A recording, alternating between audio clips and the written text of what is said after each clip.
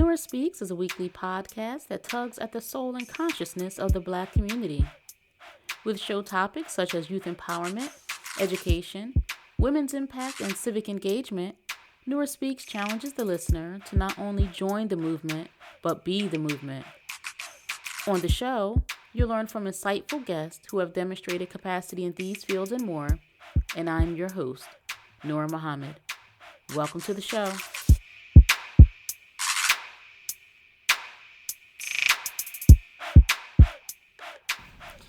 Crow is a labor of love that started nearly 32 years ago.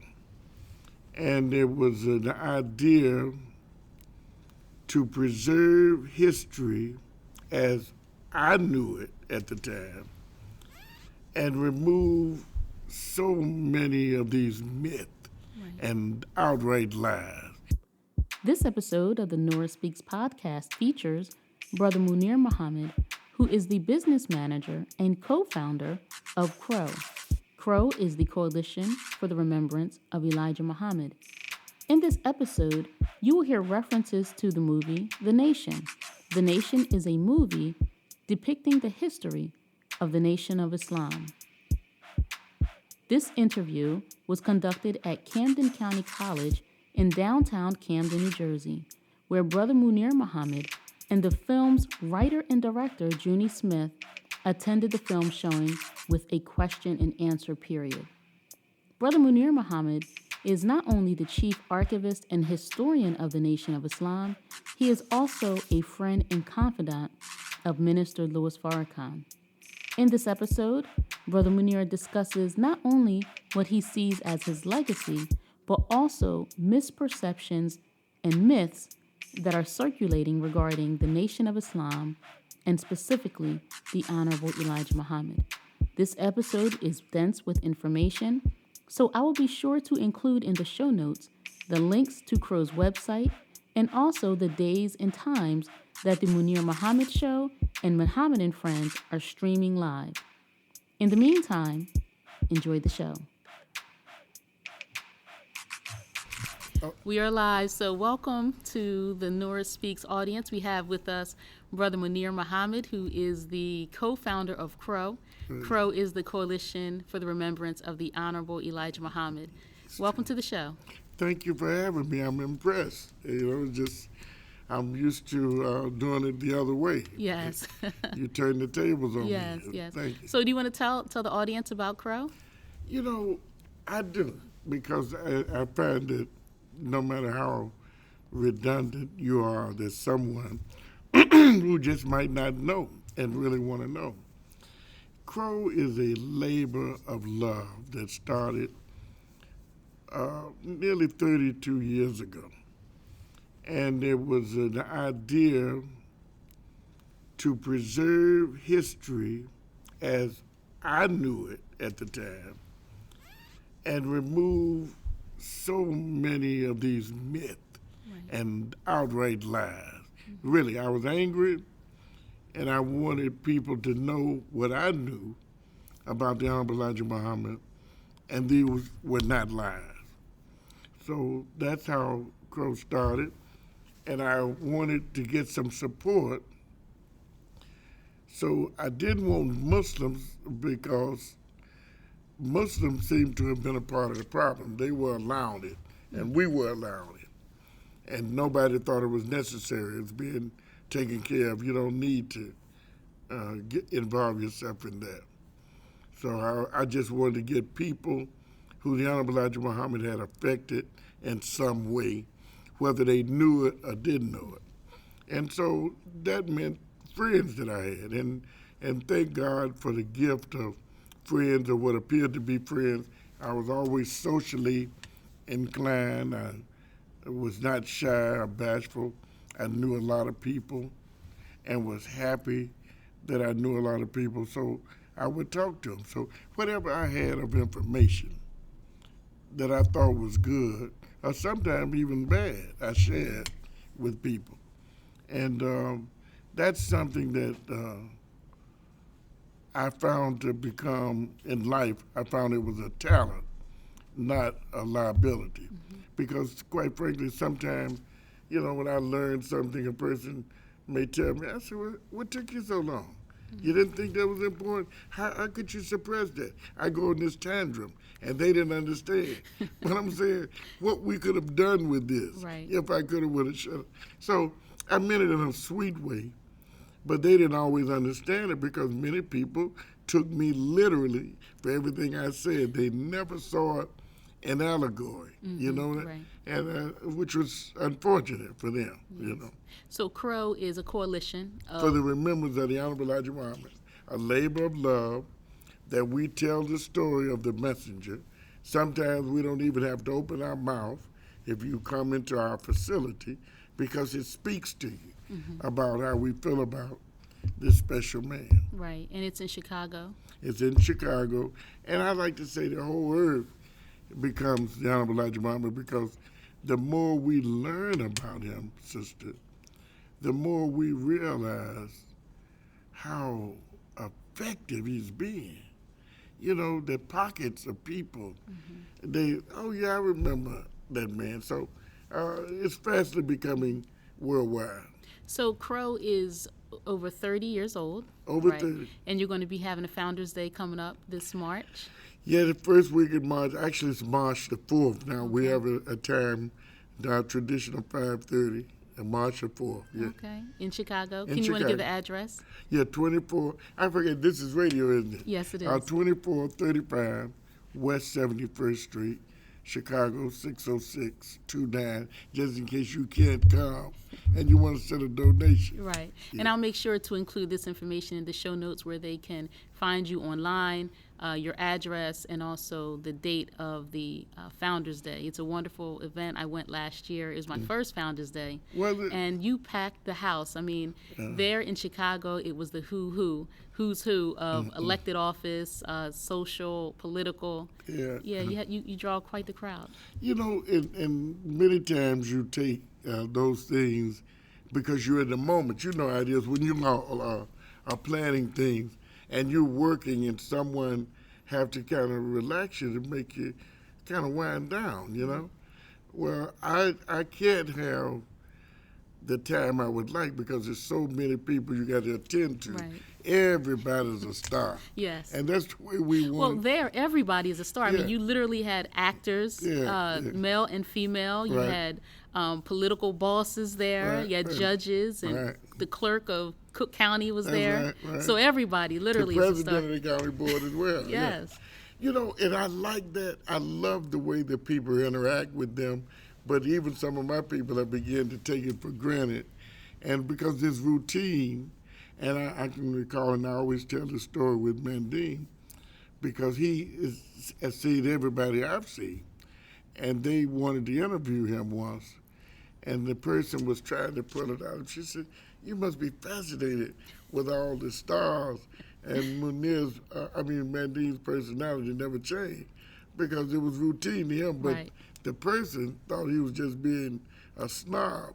But this is Right. what he was saying. Right. Hey, And Brother Mandine is the young Mandine man. is our assistant who actually runs the office in our absence. So we look at Mandine as the one who grew up with us. We took him as a young man, and he personally travels with me when others may not. Yes. So wherever I am in the world, 9 times out of 10, only lately that he's began to relent to try to make room for other people, but they never get the bite, Yeah.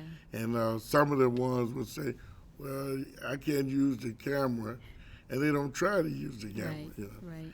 But now, Mandine is he knows how to do what's necessary, things that I might miss, he's not going to miss. Right. And whereas others that I bring, they don't miss it intentionally. Right. They just don't have They it. don't have the eye for it. Right. Yeah, Brother Mandine, I have this. I'm happy that he's started opened his business, Legacy Men's Boutique, and I look forward to having him on the podcast as well at a later date to talk about that, because that's one of the things that the Honorable Elijah Muhammad taught us is enterprise, Yeah. entrepreneurship, and doing for self, and supporting black business and developing a black economic base. So here you're in Camden. We're at the Camden County Conference Center here, and we are showing the film The Nation, written and directed by our good brother Junie Smith, who is also here in the building. Who just let you know he was one of your secret admirers. Yeah. So what does it mean to you for Brother Junie to come down from New York? You're flying in from Chicago, and we have this audience here from Camden to watch this film of The Nation. Let me tell you what it means to me, because I was a little, I had a little fear yesterday, the negative talk that I was in, because I couldn't believe it. People said 2 or 3 inches of snow and the whole world was going to shut down. Right. Things that we get routinely in Chicago. And I left a place trying to avoid the snow. And I was kind of hurt last night, I'll be honest with you. But God blessed us. I didn't see any snow on the ground. I found myself watching the news channel, and they were talking more about the South. Right. And then they said, well, but if you're in New York, you're going to get it. Mm-hmm. And to come here, after all of the difficulty for Junie to make it, right, because he went to the wrong place, and I said on camera, but he called me this morning and said, I'm in the car. He was excited. Oh, good. I feel good because he's one of the best friends that I have, and we just recently became acquainted. Mm-hmm. I had to go find him, and I hated that we didn't give him the attention that we should have given him 25 years ago. But they said they will serve no wine before it's time. Yes. So God blessed us to hook up, and when I took him to see the minister, Minister Farrakhan. Yeah, Minister Farrakhan, he was impressed about that, but he also was pleased that he finally had gotten a chance to get an audience, because he did the movie as a labor of love. 25 years ago. 25 years ago. And then, so God blessed me to find the actors that were involved, and I just happened to find some nice people. Harry Lennox helped me to do it, and people would have thought me and Harry would have collaborated to do a movie, which we probably would have done in the future, but these guys had already done it. Right. And I am so impressed with them. See, even if you didn't like the movie, the love that they showed for the nation and the Honorable Elijah Muhammad is overwhelming. And to be from New York, right, because that's normally Malcolm X territory. Yeah. Oh man, I love Junie like a brother. Yeah, when I was talking to him there briefly, I was telling him that the dialogue is so concentrated. And so the audience is getting the history of the Nation of Islam in a very concentrated fashion, right, just listening to the exchange in the actors, that's the dialogue that's written into the movie. So how did you come to know of the movie? Well, they sent it to me 25 years ago. See, even though we were just started. See, that's what I'm saying. Just as you use the language that you use explaining to Junie, and I bet he just ate that up. That's a screenplay now with him, because he's just that gifted. But it's so beautiful that you could use that kind of language. Well, I had a reputation.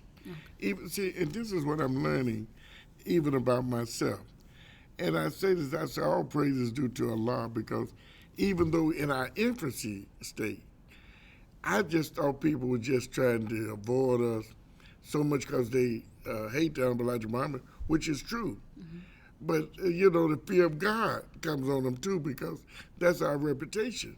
We're relentless. We like that pit bull, right, or that hyena. The hyenas, they going to get their prey, they laugh and stuff, but they really coming. And so that's the way we were if it was 2 o'clock in the morning and we heard something negative on the Honorable Elijah Muhammad, we was on the air. Yes. And we were calling to let them know that's over. Mm-hmm. There's no more of that. We don't care who you are. And don't tell us about this one or that one. That's how so many people began to get confused. They thought we were anti-Farrakhan. We've never been anti-Farrakhan. When he was brought from New York, I like to tell people, they just don't know. I was honored that he came from New York, but it was a demotion for him. He came from New York to Chicago. Yeah, Wallace brought him as punishment. Okay. But it was like a remarkable thing for me. I said, yeah, bring him on. We really going to get moving. Because, it's sort of like one of the basketball players said, like LeBron said when he got Dwayne Wade or somebody, that we could really make this thing work. Well, that's what I felt. Yes. And, man, but they thought that because I said I don't love nothing like I love the Honorable Elijah Muhammad, people couldn't see that. And see, even I wanted my own wife, who I think understood, but I have so many problems from other people. He loved the messenger more than he loved his own wife, because I had once said, they was talking about his domestic life. I said, if he had wanted, he could have had mine. See, but they don't understand God come between a man and his heart. That's right. And the messenger of God, the only other man that I've come to know that has been able to do that. And so it's serious with me, even though I may be flawed, but I can't let you see him in that way. And so I say things many times as shock value to people because, of course, you love your family and you want to see them do well and all, but I know one thing, the messenger of God, he can't betray me. Right. Under no circumstances, he's gone, and everything he brought for me was life. So you said earlier that the Honorable Elijah Muhammad is hated. And for the audience who may not know the history, a lot of people think that they know. I have a coworker who I talked to, and he was asking me questions about Malcolm and Betty Shabazz. And it's interesting that they ask in a question what they think they know to be the truth, but a lot of people are really misled, confused, and have misperceptions of the Nation of Islam. So in your opinion, and based on your history, why do you think that people are in such hatred of the Honorable Elijah Muhammad? I think that Caucasian has done such a good job. I hate to give him credit for that, but he has been on his job. And to show you, they do the same thing with Farrakhan, but not as intense. They do it differently with Farrakhan because they use him. They'll talk about him, but they say things like anti-Semitic. They didn't even want to bring up Elijah's name. They didn't want to take a chance. And so, and Farrakhan commands that kind of attention to a degree. But when you think about the Honorable Elijah Muhammad, they had written about him years in advance. And early on, now look at this. In the 50s, and you said, if it were not for this little man, we would have had a glorious future. These are white people. Saying that. Yeah, who are known killers. Right. If anything they know how to do is they know how to kill. You don't have to worry about that. But they were afraid of it.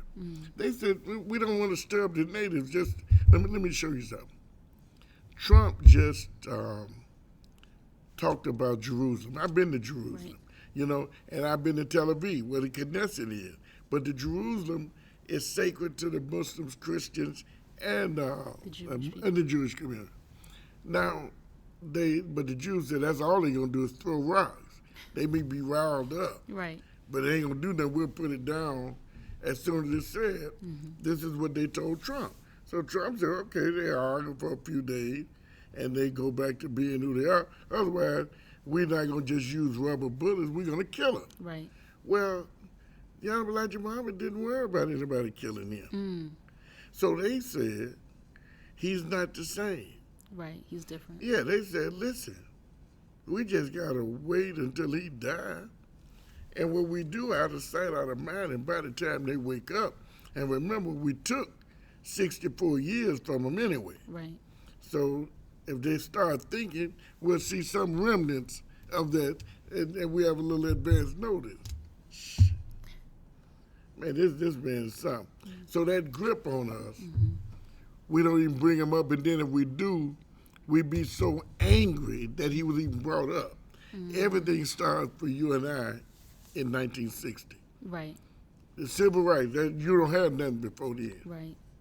Well, isn't that sad? Well, that's true. When we study history in elementary school and even in college, they do talk about, they highlight the civil rights movement that's in the 60s, and they may touch on the Nation of Islam by way of Malcolm X.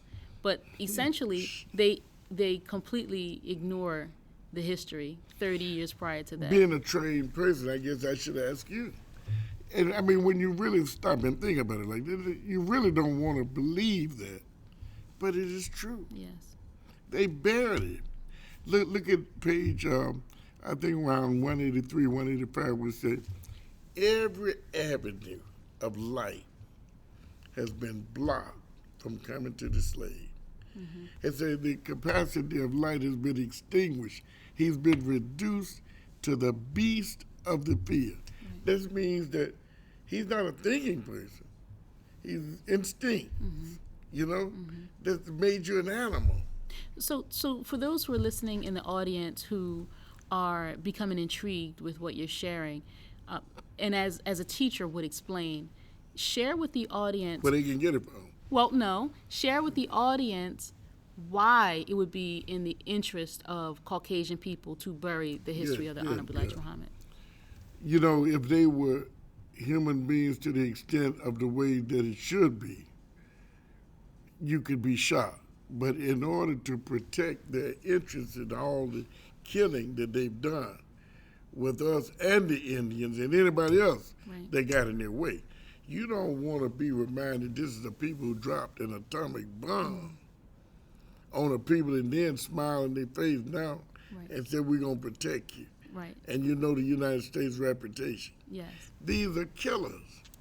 And people don't want to hear. I was on the elevator, and you know, because I was that cheering for the Navy or the Army, you know, because they're going to have a football game, but I saw their behavior last night in the drinking and stuff. Prepared, but so I know what's going to happen at the game. You know, my point is, if they can't find somebody to kill in the stadium, they can't only wait to go off to war. Now, I'm not making mockery. You say these are the people who protect us in the country. Now, look, they shouldn't have to protect us because we shouldn't be bothering anybody. But it's so much that goes on in America and things that are said that we don't even stop and think about it. These people took your and my life. They took women, pregnant women, cut the baby out. This is what they did to you and I. Kunta Kinte didn't want to be called Toby. Right. But before it was over, he submitted. Yes. That's our history. They break you and I down. The strongest of us who fight back, you make mockery of him because you say he should have given in. He should have done this. He should, because they make you ashamed even of the strong one. Right. Who said, I resist, because he believes it's a resist the devil and he will flee. So it's so much that delights me today because just the idea of we having a conversation, and I know you got the foundation to receive this. Yes. See, that's a blessing. You asked me about how do I feel with Junie and the people, just a few people. When I was talking, the little group on the front row, the little children, I connected with them because they had a nice little smile. I felt so good about that. That was touching there. Yeah. I said, if they just like a small piece of the field. Yes. But Junie was willing to come down here from New York City, just as he flew into Chicago for the messenger's birthday to do this.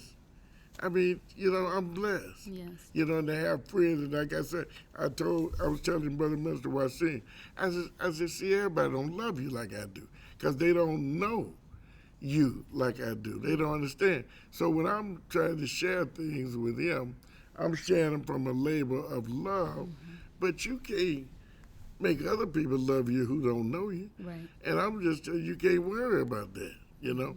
And I say all that to say, God don't throw them out in bunches, you know. If he threw them out in bunches, we would have them. Right. But the Honorable Elijah Muhammad taught us so well, and that's why I know that my relationship with people is ongoing, because sometimes I receive calls, and when people pick up the phone to call you and they're thinking, they said, you know, it was some impact that you had on them at that time, and that's wonderful. And everybody, you know, they don't see that. But I wanted to shout it from the mountaintop. When I got to teach it, I had to run tell everybody. Right. And you know the beautiful thing about this, sister, This brother told me one. He said, "Man, if you get this, you everything you think you want to do for your family." Because I was always talking about my family, and my family came first. I'm talking about my whole family. Right. Because that's what was done for me. My brother brought us up, and we were always sharing. And so if I didn't see you doing that, some people say, "Well, I haven't seen my brother in 30 years." I'm like, "What kind of brother did you have?" Right. You know what I mean? And I was blessed to see my brothers daily or talk to them. You know what I mean? So this is all because of the teachers of the Honorable Elijah Muhammad. So we know Crow to be the archives, the library, the media of the Right. Nation of Islam, and you have not just physical archives in terms of audio of the Honorable Elijah Muhammad and video, and you have audio and video of his ministers, including Minister Farrakhan and many others. You have materials like the yearbooks and the Yeah. books of the Honorable Elijah Muhammad, but you also produce Muhammad and Friends and That's the right. Munir Muhammad Show. You want to talk And about that? we're making history. Nothing gives me great pleasure like when I can see the talent of others. One of the things that used to bother me, and I didn't like it because I try to have a strong personality, but I'm serious as a man, and I understand the protection and elevation of a woman. I really do. But I don't think a woman should be dominating a man, and I don't think a woman has to climb a telegram post to show that she's equal. Right. I agree. Yeah, yeah. But so sometimes I have problems with people who don't understand me, and that bothers me because I don't want to be known as some male chauvinist. I want to be known as a person that puts the best team on the field. So nothing means more to me than for somebody else to recognize talent like I do. And I've seen this, and sisters not that say that they were perfect, but just the craft of their dialogue, explaining it, the professionalism. I remember my team they go back and forth with each other, and they had a tendency to really function in a way sometimes you think they don't like each other. And they always got criticism for each other. And I don't like that. And so I remember an argument that George and Kim was having. He wanted her to do this, do that, and she told him, "I'm a professional." And she was right. And I applauded her for that. And it was almost as if her professionalism was being challenged or taken from, and she spoke up for her rights, and I love that. And the reason I bring that up, because I want all of them to treat each other the way I would treat them. And, so sometimes when you know the problem, you should do what you do. But see, we'll do things to think we're affecting the change and literally hurting people that we don't have to hurt. And so people give you that mirror where so and so, why don't you do them like this? That kind of thing. So we have that kind of mentality as a people. So a lot of little things we need to straighten out. Yes. Well, I will say it's definitely going to be straightened out in the work because work cleans it all up. Yes. So just to respect your time, I have two final questions for you. The first question is, what do you want your legacy to be? I heard someone else talking about legacy. Sometime when I'm on what they call a tyrant, and I tell them they don't have to moan for me. If I don't make a mistake here tomorrow, it's hard to miss me. And when I say hard to miss me, you're going to have to bring me into conversation when they really get a chance to know me. And I feel that way because ain't nothing more important than the Honorable Elijah Muhammad. And to be known with him. but I have protected myself in a way to not give it that vain perspective. So no one can accuse me of being over egotistical. I'm comfortable with who I am, but I don't think that I'm arrogant enough to, people try to give me that, because I'm in the mode for teaching, and I don't mind replacements. You know what I mean? And I see you training them. Yeah. When I visit Chicago, we have Brother Mandine here. We see Brother Jamil, Sister Akila, Yeah. and others. And I love these people. Akila did something for me that others didn't know how to do or refused to do, because I had this policy coming up that, don't let it ever be you being the focus. So you resist accolades, because accolades make you feel uncomfortable. You want someone to fast forward. Let's get past Right. this. Because no matter what they think, you're not that great. You know what I mean? You may be doing something, but this is why I think me and Minister Farrakhan get along privately more, because he shared with me in the presence of another person, and before he knew it, he said, well, Brother Munir loved the Honorable Elijah Muhammad more than he loved me. And so the reason that I'm dealing with you is because of him. But I was trying to figure out, why did he say that? And, but he wanted me to know he understood, because, everybody always say, the Honorable Minister Farrakhan. It's not that I don't think he's honorable, but it's always been reserved For the messenger. messenger. And I can't get myself to do this. And I told him one day, and I told him because I was saying, I said, brother, and I love you, and you are an honorable man, but I just want you, now he didn't ask me for it, but I felt that if everybody else, Honorable Elijah Muhammad, Honorable Minister this, and Munir not doing it, people want to know why.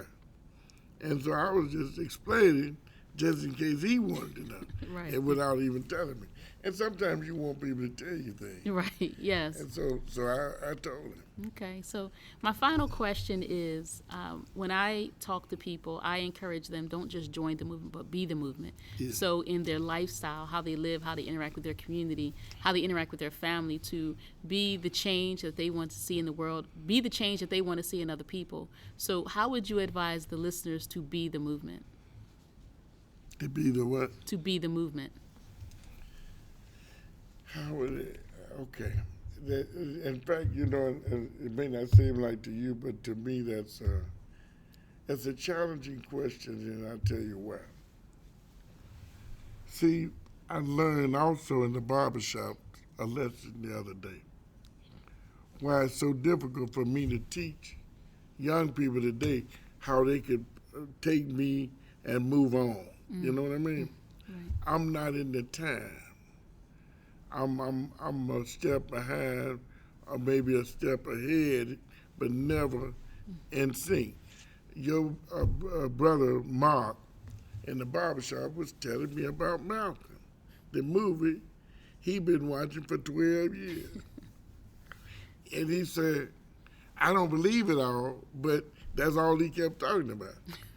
And so I was just touching him up, Right. because I was convinced I needed to teach him. And I know teachers in that room had already tried, but they weren't effective for what he needed. And I wanted to give him a mirror in front of them, so maybe he may say, well, I took these guys for granted. But it's like the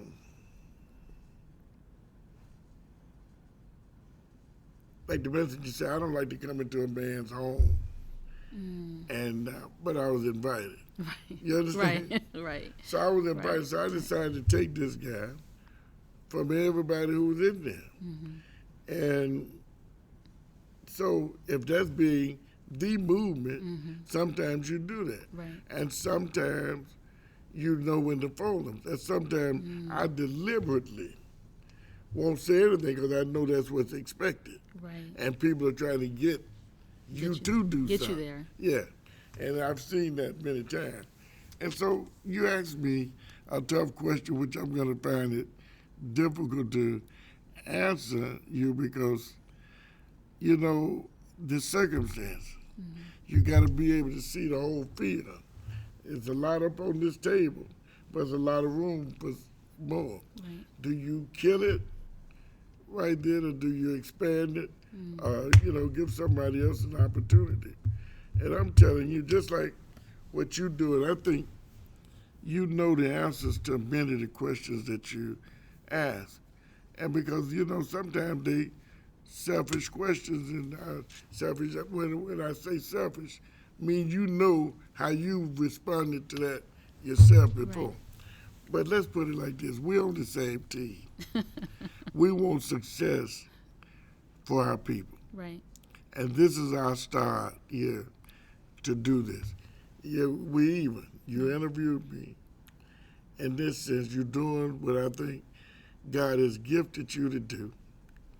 And you're going to do more because you got time. And I admire, and I have to say this and I with respect, I admire the person who permits this without any wrangling, because it can be difficult. And anybody that say, because I think sometimes, I am. I love my daughter. I'm her dad. And I was telling her daughter this the other day, because her daughter and I are having this dialogue. She told me, Granddaddy, they don't like my personality, but I like my personality, And she talks such an adult. Sometimes she'll tell me, well, the conversation we had, Dad, Granddad, could we have another adult conversation?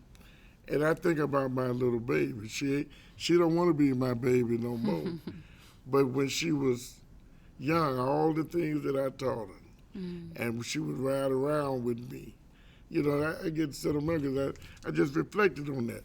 And I know if I do it, she have to do it. Right. But she want to be so strong to resist her daddy, like she told me Munir Muhammad didn't sit in the classroom with me. See, that's what, you even asked me about my legacy. My legacy is clear in my children, whether they want to or not. Right.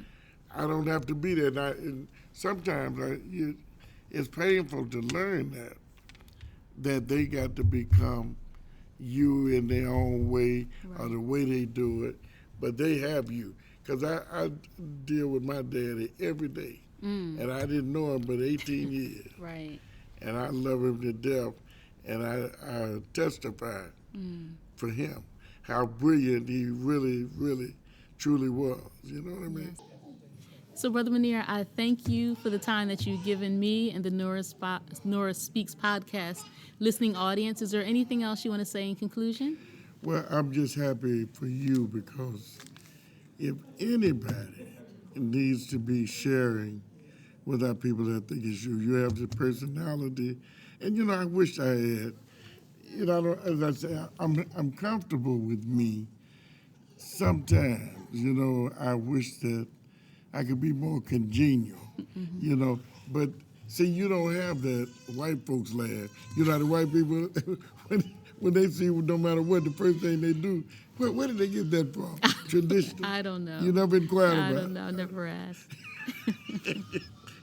You wouldn't find yourself asking about I wouldn't. nothing like that.